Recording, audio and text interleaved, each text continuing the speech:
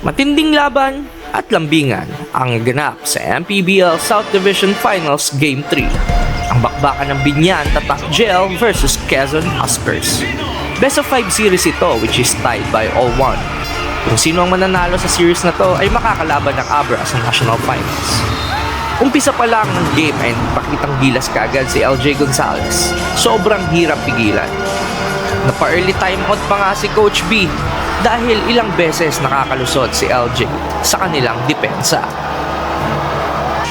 After that, Kenny Rucakurva tries to start the momentum para sa Binyan by being aggressive on the basket. Sa ilalim naman, matinding kiskisan ang naganap. Makikipaglambingan ng mga bigs under the basket.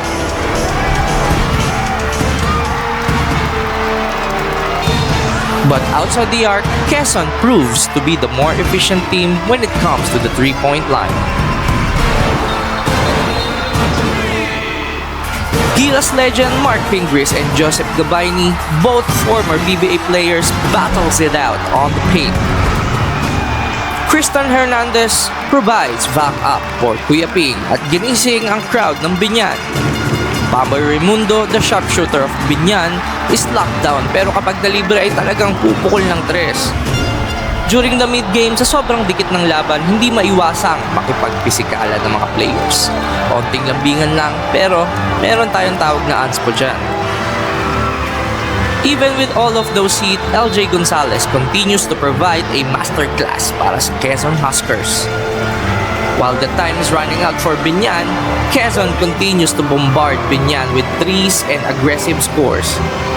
Naging consistent sila during the game and will eventually take the win on Game 3. They will face the Binyan Tatak Gel again later tonight at the PhilOil Center in San Juan. Sino sa tingin ninyo ang mananalo? Will Quezon finish the series or will Binyan extend it to a Game 5? Comment down below mga master. See you later.